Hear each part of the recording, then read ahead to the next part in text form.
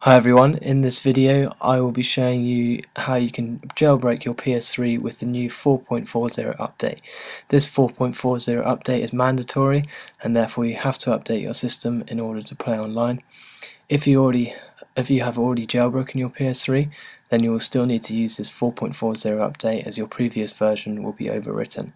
I've put a download link and install instructions in the description below.